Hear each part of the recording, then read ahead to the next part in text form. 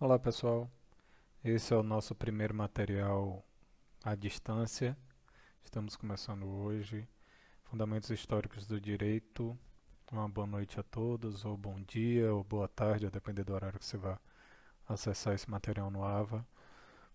A gente está dando sequência aqui à terceira aula, terceiro encontro, Fundamentos históricos, hoje falando sobre a civilização grega. Como vocês sabem, esse material que eu vou passar, diferente um pouco da aula, eu estou utilizando por uma necessidade de utilizar o PowerPoint, mas a base dele foi extraída, ou ele é extraído do KLS, como eu já expliquei nas outras aulas para vocês. Então acessem o material do AVA, acessem, façam as atividades, como tudo que a gente já vinha orientando, ok? Então vamos lá, vamos dar início. Como no início tem uma situação problema, nessa especificamente, e aí eu recomendo que vocês também acompanhem ou deem uma leitura antes do material do KLS, ou leia esse material, ou acompanhem de alguma forma com o material ao lado.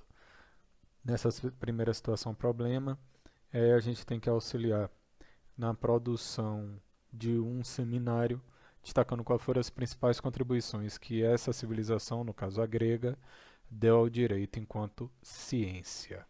Vamos lá. Na pura acepção do termo, aqui se faz uma comparação entre o termo direito, dizendo que os gregos eles não teriam sido grandes juristas, no sentido de que não houve uma sistematização ou uma codificação das instituições de direito, ou então no sentido de construir a ciência do direito.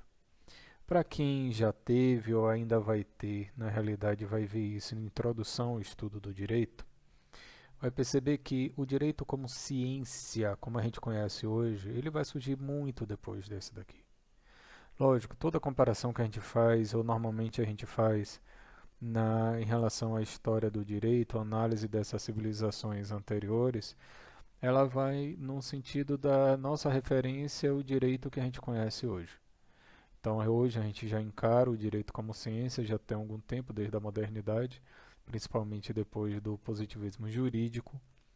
Então, essa comparação que é feita dos gregos como não tendo sido grandes juristas, na realidade, juristas na nossa acepção, no que a gente conhece como jurista hoje.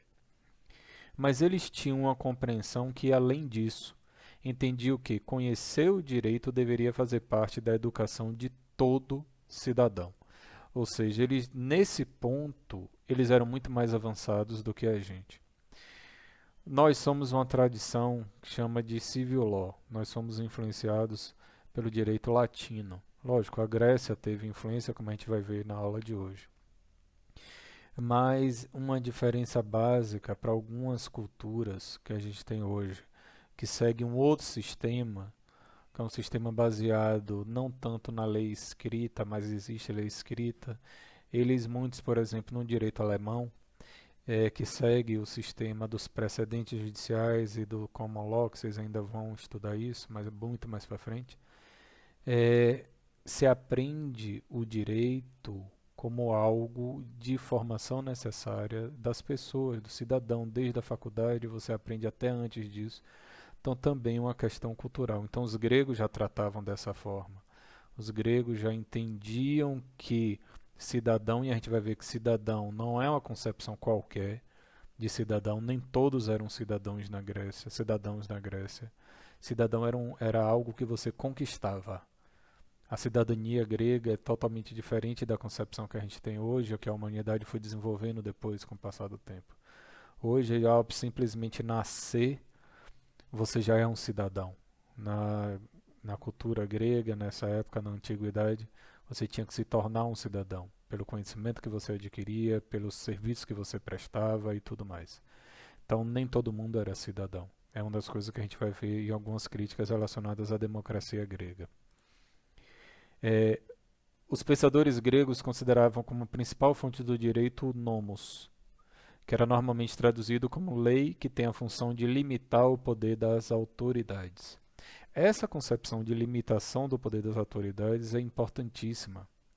A gente vem desenvolver isso na contemporaneidade de forma muito recente, depois do positivismo jurídico, que é o que alguns, se a gente for pegar no campo, principalmente no campo penal, que é o do garantismo penal, que é justamente dizer uma concepção do direito penal como uma limitação do poder de punir.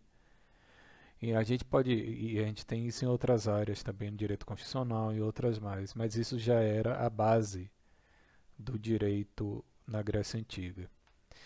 Os gregos fizeram poucas leis codificadas da forma que temos hoje, sendo os costumes a forma mais comum do nomos.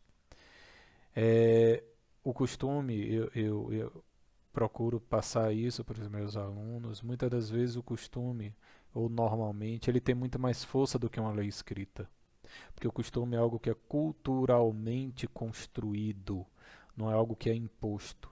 Por mais que se diga que às vezes você tem uma imposição pelo parlamento, que seria democrática, a representação do povo, mas na realidade o costume é algo que é socialmente construído, tem muito mais força e é muito mais conexo com a realidade social. Então não quer dizer que por não terem leis codificadas, quer dizer que o direito deles não tinha uma força maior. Mas vamos lá. Temos como referência a cidade-estado de Atenas. E se entende que os cidadãos, comentário que eu já fiz há pouco, cidadãos gregos governavam de forma direta. A democracia grega, basicamente a democracia, ela é criada e desenvolvida na Grécia Antiga. Eles tinham a democracia direta. Hoje em dia a gente tem muito pouco de democracia direta. A gente ainda tem limitado algumas situações, mas essa democracia direta aqui que ele está falando é discutir e influenciar decisões importantes para a sociedade, mesmo na esfera judiciária, ou seja, não é limitado ao que a gente tem hoje de pouco de democracia, que é a democracia do voto, ou o voto direto. Aqui, esse tipo de democracia ela é muito mais profunda e ampla, porque ela vai dizer que os cidadãos, lógico, sempre tem isso na cabeça, os cidadãos não era todo mundo, não era o povo, não estava incluído todo mundo. Era quem era assim considerado e alcançava esse posto. Os cidadãos, eles decidiam os rumos da sociedade, mesmo no que hoje a gente chama de poder judiciário. Os cidadãos, ou seja, você tem uma cultura que incentiva você a aprender as normas de convivência, as normas sociais e normas jurídicas desde cedo. A literatura jurídica era uma das fontes de instrução e prazer. As leis faziam parte da educação dos jovens, permitindo que o direito fosse aprendido no cotidiano. Por exemplo, hoje a gente tem algumas recomendações relacionadas à educação, principalmente a educação em direitos humanos, a educação relacionada ao direito das mulheres, em que a gente já teve plano, por exemplo, de década da educação em direitos humanos, que foi a ONU que instituiu das décadas passadas, as duas últimas, na realidade, né? A gente está em uma delas ainda, se eu não me engano. Em que você tem que fomentar, você tem que incentivar, você tem que produzir educação desde o ensino fundamental. Essa educação em direitos humanos, algo que a gente só vai parar para estudar isso, ou vai ter um contato normalmente num curso de direito e num curso de direito de uma forma bem dogmática às vezes. Quando na realidade direitos humanos tem a ver com tudo, tem a ver com a vida, tem a ver com tudo o que diz respeito à nossa dignidade. E que não deveria ser só fechado no direito, e sim de todas as áreas do conhecimento, todas as áreas da ciência, e muito mais além disso, você aprender isso desde jovem. Que na realidade era o que os gregos faziam, já que as leis faziam parte da educação dos jovens, permitindo que o direito fosse aprendido no cotidiano, ou seja, você tem uma apropriação das normas de uma forma muito mais forte, é incomparável na realidade. Dentre as leis escritas, a gente tinha poucas leis que eram as leis, por exemplo, a lei de Drácon, legislação mais antiga conhecida, datando do ano de 621 a.C. Dentre essas características que vocês hoje ouvem falar do período ou decisão draconiana, que fica para a história, né? Porque eram leis muito rígidas. Essa lei põe fim à solidariedade familiar como objetivo de expandir a esfera de atuação dos cidadãos, que não deveriam se manter fechados em seus clãs familiares, e também tornava obrigatório que as divergências entre as famílias fossem resolvidas nos tribunais, ou seja, você tinha uma ordenação dos grupos ou clãs familiares e a determinação de que qualquer conflito que surgisse ali, você tinha que resolver no que hoje a gente chamaria de poder judiciário, fruto então dessas leis de Draco. Elas também eram conhecidas, e isso fica para a posteridade, pela sua severidade. Introduziam através do primeiro Código de Leis de Atenas um importante princípio de direito penal, estabelecendo a distinção entre tipos de homicídios, fazendo a classificação entre homicídio voluntário, involuntário e ilegítima defesa. Hoje a gente tem essa divisão de homicídios. Por exemplo, o que ele chama aqui de homicídio voluntário, a gente chamaria hoje de homicídio doloso. Você tem a intenção de matar. Homicídio involuntário a gente poderia chamar de homicídio culposo. Você não tem a intenção de matar, mas você teve uma conduta imprudente e perita, por exemplo, negligente, que causou um resultado que era previsível. É o exemplo normalmente de você dirigir bêbado e causar a morte de alguém. Apesar de que alguns vão dizer, e aí logicamente que às vezes é uma forçação de barra, de que o fato de dirigir bêbado, necessariamente quando você acaba cometendo um homicídio na direção de veículo automotor, que isso seria do homicídio doloso, ou seja, você tinha intenção de matar. Não necessariamente.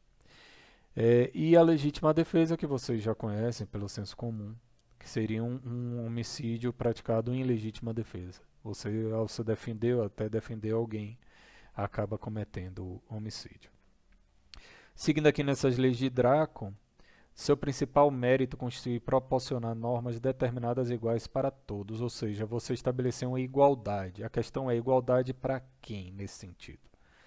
Só entre os cidadãos ou igualdade que era para o povo como um todo?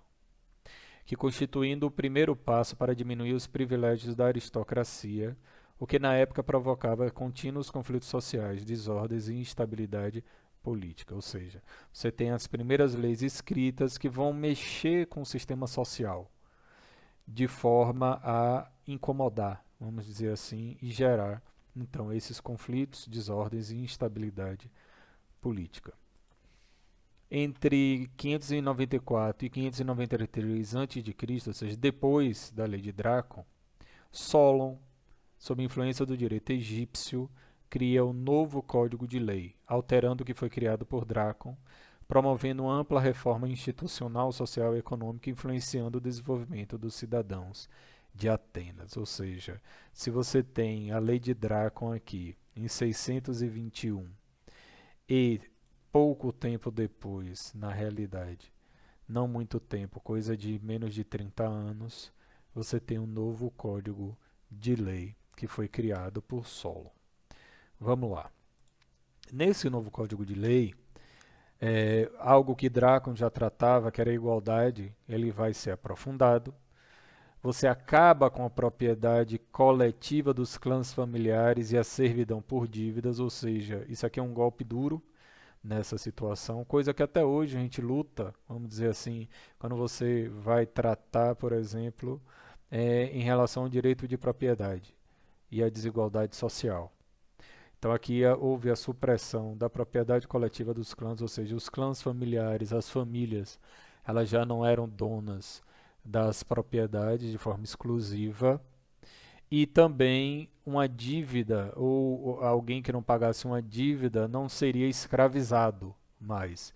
É algo que a gente vai ver mais desenvolvido no direito romano, por exemplo, em que você tem um passo adiante no sentido de dizer que, e a gente estuda isso até hoje no direito das obrigações, você não coloca mais à disposição para pagamento de dívida a pessoa, ela não é escravizada, não é o corpo dela que vai servir ao pagamento. Então aqui desde a Grécia você já tinha isso estabelecido. E ainda limitou o poder paternal, estabeleceu o testamento e a adoção. Ainda nesse novo código, entre as principais mudanças estabelecidas, você cria um tribunal de Eliaia, local onde qualquer pessoa poderia apelar das decisões de outros tribunais, assegurando a ideia de que a lei se encontrava acima do magistrado. Que é a mesma ideia que a gente vai retomar lá na Revolução Francesa no positivismo jurídico, o império da lei. Que a gente vê isso em introdução do estudo do direito e vai ver um pouco também nos fundamentos históricos nessa disciplina. Esse tribunal julgava todas as causas, tanto as públicas quanto as privadas, menos os crimes considerados de sangue, ou seja, os homicídios. Os eliastas, membros do tribunal de Eliaia, eram sorteados anualmente entre os cidadãos atenienses, ou seja, o que Grécia vai criar mais à frente, que a gente vai falar, que é o tribunal de júri. Até hoje a gente tem essa instituição, está prevista na Constituição Federal, é um direito, é uma garantia constitucional, e que formam ou fazem parte desse tribunal aqueles que são sorteados dentre os cidadãos daquela comunidade, cidadãos que iriam representar ou vão representar aquela comunidade onde vai ocorrer o processo. Era o que, semelhante ao que tinha nesse tribunal de Eliaia. Ainda nesse novo código, entre os avanços dessa reforma, é instaurada uma democracia moderada em Atenas, permitindo que os cidadãos participassem ativamente nas assembleias e que a justiça estivesse nas mãos do povo e não no controle dos operadores do direito. Ou seja, é uma reforma legislativa que vai tirando o poder da aristocracia. Você vai fortalecendo a democracia entre os cidadãos e até além dos cidadãos, no povo como um todo. Tal mudança permitiu que o debate e a reflexão sobre o que é justo e o que é justiça fosse além da aplicação de normas codificadas. É uma das características da justiça grega, ou da ideia de justiça na antiguidade. Você não tinha o apego a uma legislação escrita. Você tinha uma noção de justiça que ia muito além disso. E, logicamente, que muito além disso ela se torna muito mais profunda e completa. E aqui Aristóteles, se referindo a esse código, diz o seguinte: ao que parece, essas três constituem as medidas mais populares do regime de Solon. Primeiro, e a mais importante, a proibição de se dar empréstimos incidindo sobre pessoas. Foi aquilo que eu falei antes.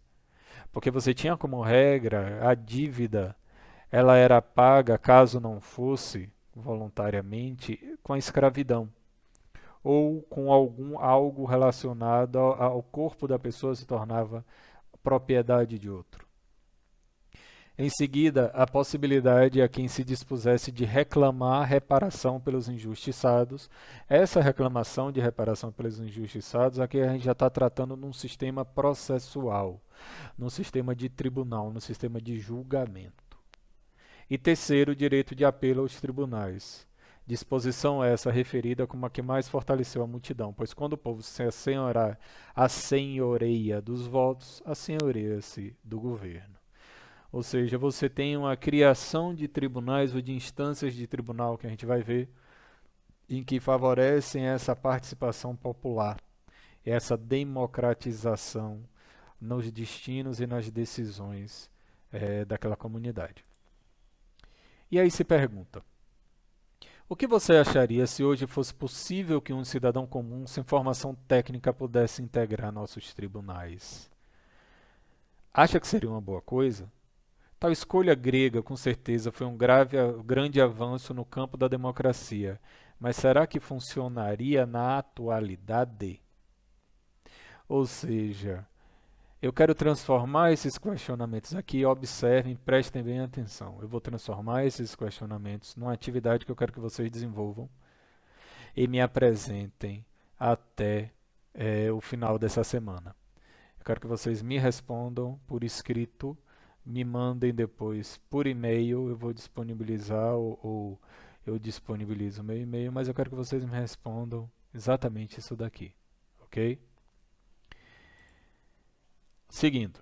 Então, nessa prática do tribunal na Grécia, era fundamental porque você não tinha, assim como você não tinha normas escritas em sua grande parte, você tinha os costumes, você tinha a prática. Você não tinha a teoria que a gente estuda hoje como processo. Então dependia da sua fala, da sua desenvoltura. Então a retórica, que era essa desenvoltura na oratória, era fundamental para os cidadãos atenienses. Nos tribunais não havia juízes, promotores ou advogados, apenas dois litigantes dirigindo-se a centenas de jurados. Ou seja, você tinha um grupo de pessoas, ou jurados, como eu falei, que vão estar ali para julgar e vão ser sorteados para isso, em que as duas pessoas que estão em conflito vão debater. E os jurados vão analisar, logicamente, a desenvoltura de cada um. O que hoje, até hoje, a gente fala de que o tribunal do júri fala não de forma que seja a realidade, já pode ter sido muito em outra época, mas atualmente cada vez menos você vai se utilizar do teatro no tribunal do júri. Então essa ideia dessa retórica, dessa desenvoltura vem desde a Grécia Antiga. Então por isso que até hoje a gente fala, júri é teatro, você tem que melhor se sair nessa desenvoltura, vai acabar convencendo os jurados. A advocacia era vista com maus olhos, o ideal era que todo cidadão tivesse imbuído em si o senso e o ideal de justiça. Aquilo que a gente leu há pouco. Esse ideal que está relacionado com essa noção de justiça e também com as normas jurídicas, você aprendia desde pequeno. Era uma questão cultural. Então, esse desenvolvimento do ideal de justiça era algo que se esperava daquele que seria o cidadão grego, cidadão ateniense na realidade, porque Atenas era uma cidade-estado. Então, ele não necessitava de um intermediário, ele não necessitava de um representante, porque ele tinha que saber, porque era um dos requisitos do desenvolvimento cultural e social da época. Então ele tinha que ser capaz de fazer suas próprias defesas e se insurgir contra qualquer ilícito com que se deparasse. Então por isso que o representante, no caso um advogado, não era bem visto. Porém, até porque é o que vai fundamentar o surgimento dos advogados mais para frente na história, você tinha os logógrafos. Logógrafos. Pessoas que redigiam discursos para as partes que atuavam no processo, naquilo que pode ser considerado como uma prática da advocacia em forma bastante incipiente. Ou seja, a pessoa que não tinha uma retórica boa, que não tinha uma argumentação boa, não tinha uma desenvoltura boa, ela poderia se servir de pessoas que iam ensinar, iam escrever para ela e ela iria lá, na hora, falar. Ela ia se aproveitar de uma base que outra pessoa escreveu e ela ia, que você tinha que treinar, ia lá para apresentar a sua versão da situação. Então, os logógrafos, pessoas que faziam esse tipo de auxílio. Quanto ao direito privado, os gregos poucos contribuíram para o direito moderno. Porém, na época clássica havia a previsão de direitos bastante individualistas, permitindo que os cidadãos dispusessem de seus bens. Ou seja, você já tinha, ainda que pouco, uma noção sobre os direitos de propriedade e direito das obrigações, que vocês vão estudar ainda. No campo do direito público, é relevante a distinção entre lei substantiva e lei processual, ou seja, algo que hoje a gente estuda como lei ou direito material, e o direito processual, algo que vocês vão entender muito melhor para quem está ou para quem vai ver ainda em teoria geral do processo. Então não vou me deter muito aqui nessa distinção. Seguindo. Então, nessa situação dessa distinção direito público e privado, você tem um desenvolvimento grande do direito processual grego, que possuía e distinguia árbitros públicos e privados. Lógico, tem alguma semelhança com a arbitragem que a gente vê hoje, no caso, no campo do direito, como solução alternativa ao Poder Judiciário. Só que qual é a diferença? Aqui os árbitros públicos eles julgavam. A arbitragem privada ele funcionava como o que a gente chama hoje de mediação. Então era diferente, porque hoje a arbitragem ela não julga, ou ela julga, melhor dizendo, peço desculpa. A arbitragem ela julga como se fosse a arbitragem pública e a arbitragem privada ela não funciona dessa forma. Então hoje o que a gente tem como arbitragem seria o que era à época a arbitragem pública. Também havia distinção entre a ação pública, que poderia ser iniciada por qualquer cidadão que se considerasse lesado pelo Estado, e a ação privada, debate judiciário entre dois ou mais litigantes que reivindicavam direitos ou contestavam ações. Ou seja, você tinha uma distinção do que a gente chamaria hoje de processo, a depender do conteúdo do processo, que a gente chama hoje, quando vocês forem estudar em processo civil, competência quanto à matéria. Então, a depender do que você iria discutir no processo, você tinha um tipo de ação. No caso aqui, a ação pública ou a ação privada. Mas seguindo. Essa distinção entre ação pública, ela poderia ser iniciada por qualquer cidadão que se considerasse lesado pelo Estado, ou seja, teve algum prejuízo e a origem desse prejuízo veio do Estado grego, na caso em Atenas, você poderia mover ou pedir uma reparação. E a ação privada tinha um debate entre dois ou mais litigantes que reivindicavam direitos ou contestavam ações, ou seja, você tinha uma ação pública que era contra o Estado e você tinha uma ação privada que era contra outra pessoa ou outro cidadão. Dois ou mais pessoas em conflito. O direito processual ele tinha características, por exemplo, o direito popular de acusação e julgamento, que é algo que a gente tem hoje ainda. A gente tem hoje esse direito de acusação, a gente hoje principalmente é do Ministério Público, vamos dizer assim, no âmbito criminal. E quem julga, então, é o Estado, na função do juiz, hoje em dia, e a acusação, principalmente o Estado, mas na função do promotor de justiça ou promotora de justiça, por exemplo. A publicidade, que também é um valor que a gente tem estabelecido pela Constituição Federal. Já se definia prisão preventiva, já se definia liberdade provisória, tudo isso que vocês vão aprender em direito processual penal. Liberdade provisória sob caução, ou seja, você colocado em liberdade pagando ou colocando em garantia ou dando algo em garantia de que você acompanharia o processo. Também tinha o procedimento oficial dos crimes políticos, etc. O sistema penal era fundado na acusação popular, como eu já mencionei. Quando se tratava de crime público, era permitido que qualquer cidadão pudesse sustentar acusações apresentando suas provas e suas alegações ao tribunal competente. As penas previstas em regra eram castigos, multas, mutilações, morte e exílio.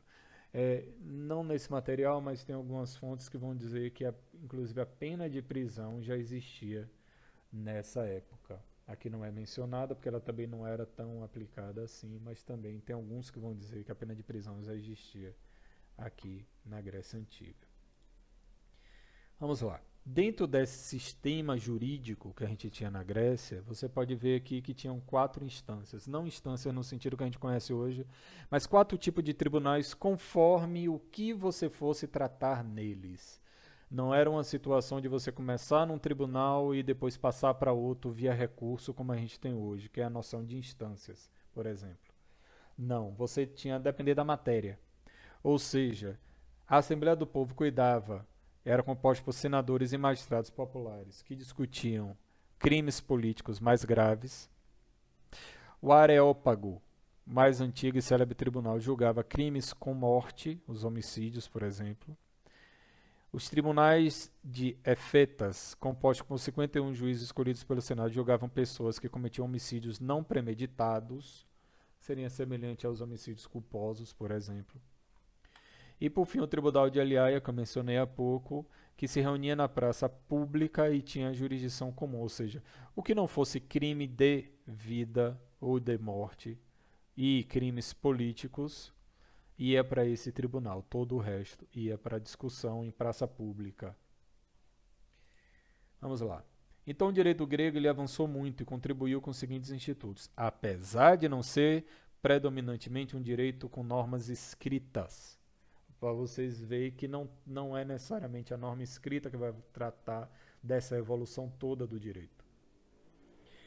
Então ele contribui com a criação da figura do advogado, originária do logógrafo, como a gente já falou, a mediação e a arbitragem que a gente tem hoje, a gradação das penas, ou seja, você tem uma distinção, a pena correspondente ou proporcional à gravidade dos delitos, já que a gente mencionou ali os tipos de pena que a gente tinha, É um desenvolvimento primordial da retórica e eloquência forense, ou seja, o modo de você se dirigir ao tribunal.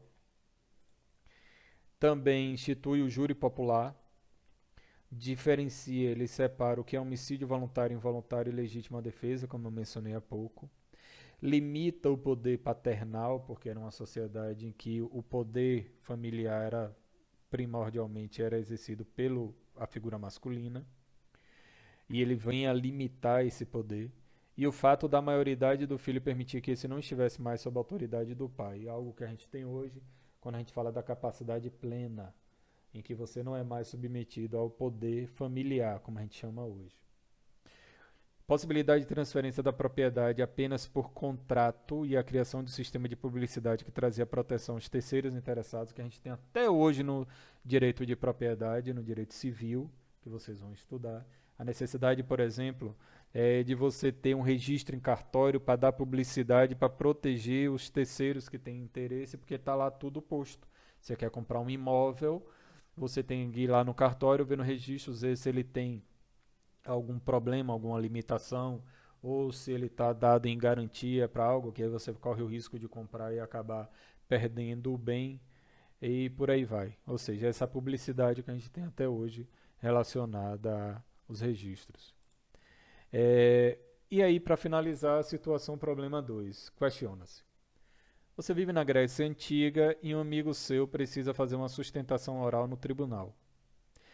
Para se defender, sustentação oral em tribunal, ou seja, é você ir lá e debater pela palavra para os jurados ou juízes, para quem vai julgar, para se defender de uma acusação que sofreu. Seu amigo reconhecidamente tem sérias dificuldades para falar em público, tendo pouco poder de persuasão, ou seja, de convencimento, e pouco poder e não tem uma retórica boa, não tem uma desenvoltura ao falar, é tímido, é travado, é gago, qualquer coisa que dificulte esse desenvolvimento, a dificuldade em desenvolver a fala. Além de ter dificuldade para organizar a sua tese de defesa. Lógico que eu falei gago aqui, mas também vai ficar complicado para ele, então levem na brincadeira o exemplo. Ele pede sua ajuda. Dentro das carreiras existentes naquela época, como você poderia ajudá-lo? Foi aquilo que a gente viu. Se você não tinha essa desenvoltura, você pedia auxílio a um logógrafo, profissional que elaborava e escrevia teses de sustentação nos tribunais. Dessa forma, você poderia se colocar à disposição para ajudá-lo elaborando sua tese de defesa na condição de logógrafo. Ou seja, ele fazia sua defesa, mas você que ia lá para apresentá-la com auxílio dele. Ok? Então, chegamos ao fim dessa aula. Repito, vejam o material, procurem no AVA e eu quero que vocês desenvolvam como uma atividade que eu vou colocar valendo 200 pontos, a resposta àqueles questionamentos que são feitos nesse material, especificamente esses daqui. O que você acharia, e eu quero que vocês me mandem por e-mail.